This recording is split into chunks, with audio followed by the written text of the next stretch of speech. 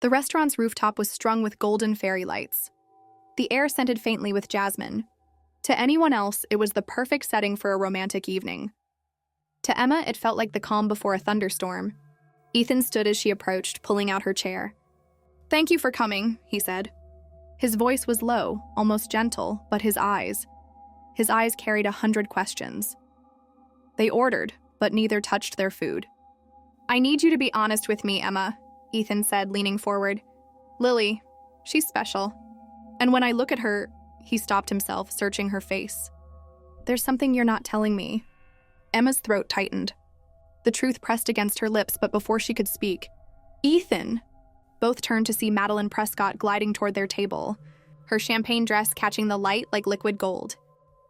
"Oh," she said with theatrical surprise, though her eyes flicked to Emma with icy precision.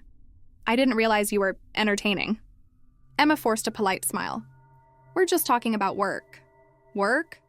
Madeline laughed lightly, placing a perfectly manicured hand on Ethan's shoulder. "That's not what the reporters downstairs seem to think." Ethan's brow furrowed. "Reporters?" Madeline tilted her head toward the stairs. "A few of my friends from the press. Couldn't help but notice you having an intimate dinner with your marketing manager.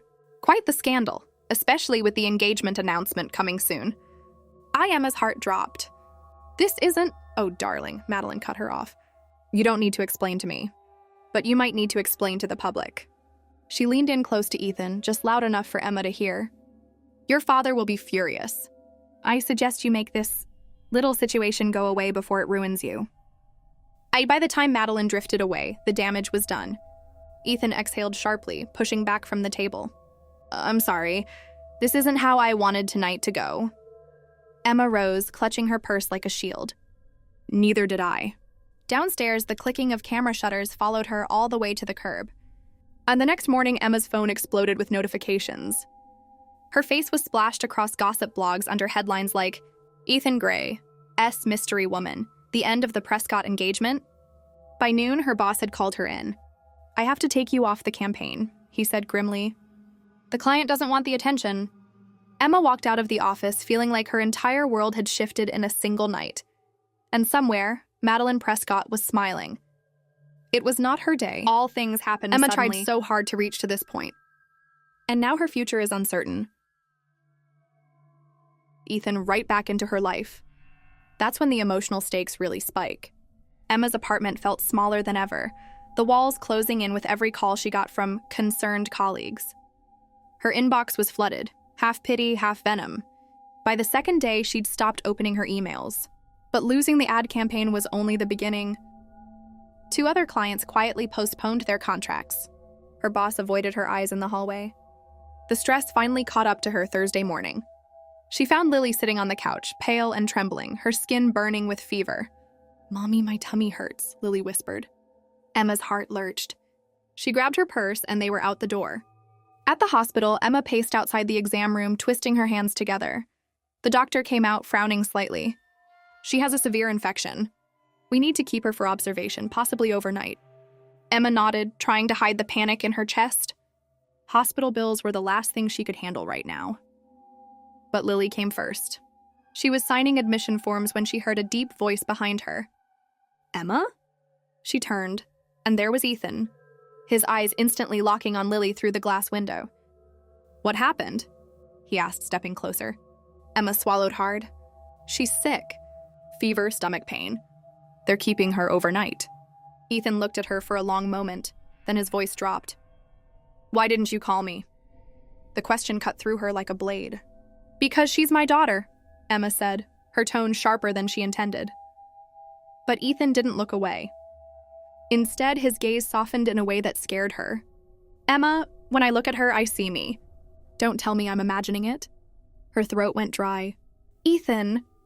Before she could finish, a nurse called her name and she slipped into Lily's room, leaving Ethan standing in the hallway, fists clenched.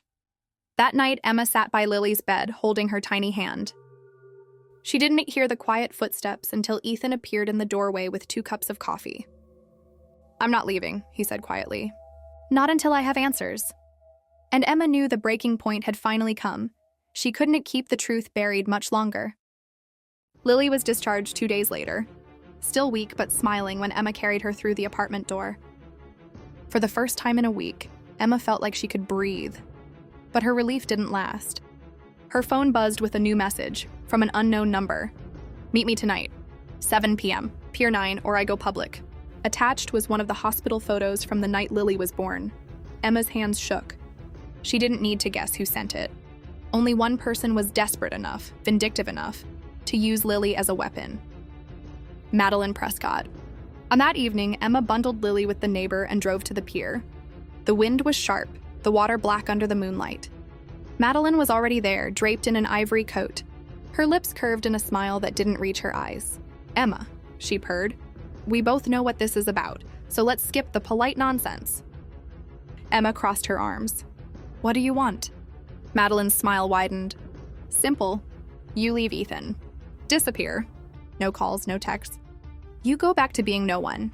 In exchange, I keep your little secret." Emma felt her jaw tighten.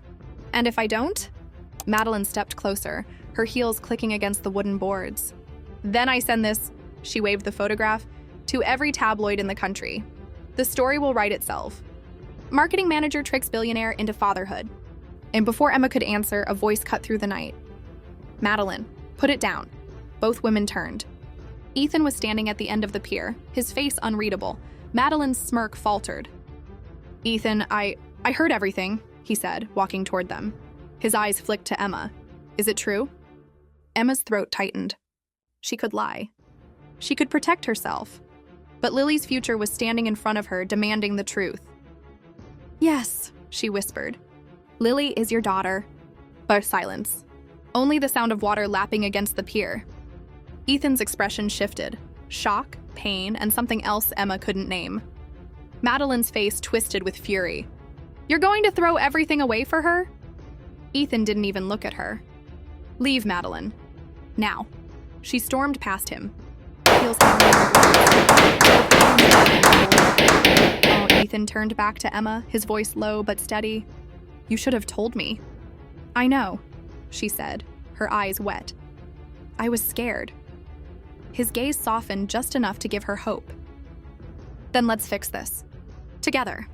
But neither of them saw the shadow watching from the end of the pier, camera in hand, already snapping the first photo that would ignite the media firestorm.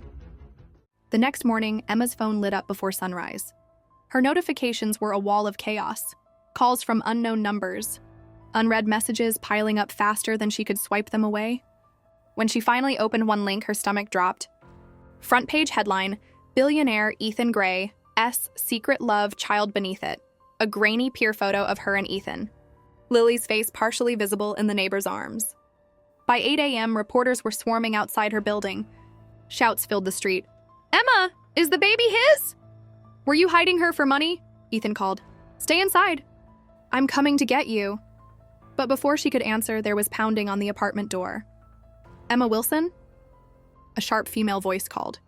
"I'm with Gray Media's legal team." "Open up." Emma froze. Ethan's family. They weren't wasting a second. She opened the door just a crack, only to have a business card shoved through. "Sign over temporary custody of the child to Ethan Gray," the woman said coldly, "or this will get ugly fast. His father has already filed for an emergency hearing." Emma's heart hammered. "He wouldn't..." The woman's expression was flat. "His father would. And trust me, you're outnumbered." When the door clicked shut, Emma sagged against it, breathless. Her phone buzzed again, this time from an unknown number. A single text. "They're coming for Lily tonight. If you want to keep her, meet me at the old train station." 10 p.m. Emma's blood ran cold. She didn't know if it was a trap, but she knew one thing. Waiting here meant losing her daughter. The old train station was a skeleton of rust and shadow, the air thick with the scent of rain on concrete. Emma clutched Lily close as she stepped through the cracked doorway, her every sense on high alert. From the darkness, a figure emerged. It wasn't Madeline, it was Ethan, his hair damp from the drizzle, his eyes locked on hers. "You shouldn't be here alone," he said. Emma blinked. "The message, was it you?" He shook his head. "No, but I guessed you'd come."